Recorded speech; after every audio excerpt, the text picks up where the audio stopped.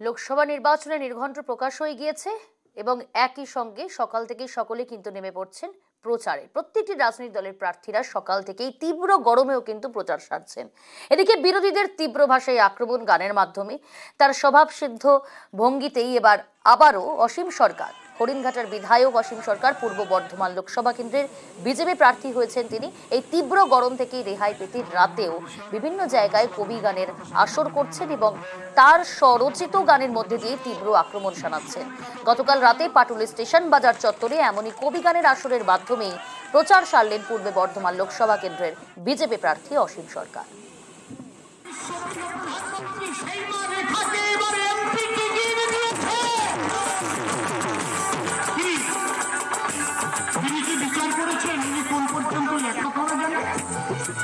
তিনি দেখেছেন এই মা যে লড়াইয়ে নেমেছে বলে অসীম পাস, আরে তোরা তোর পাস।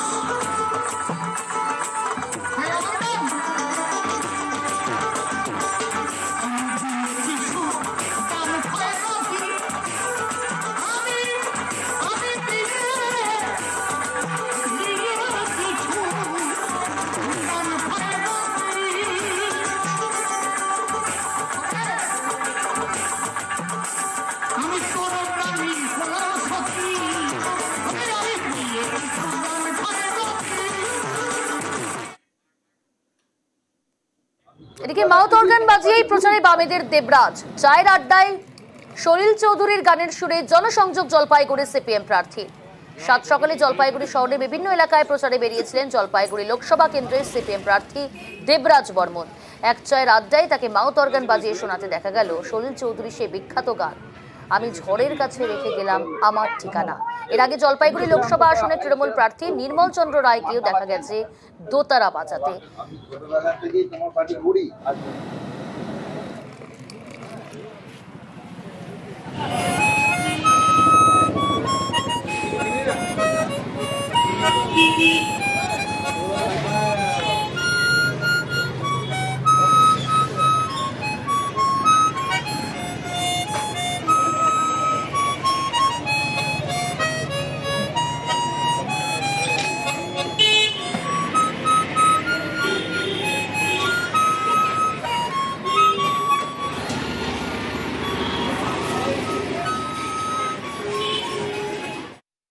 যারা মাউথ অর্গান বাজায় তাদের সবারই এরকম সঙ্গে পকেটে অথবা ব্যাগের মধ্যে রেখে দেয়, তো আমারও ওরকম থাকে। তো যখন পরিচিত কেউ বার হয় এরকম আড্ডায়, তখন একজন বলে যে দেবরাজ একটা ছোট কিছু শোনাও, তো সেই জন্যই তখন বাজানো হয় সেরকম। তাছাড়া আলাদা করে প্রচারের ব্যাপার নেই এটার সঙ্গে, এটা মানুষ শুনতে ভালোবাসে।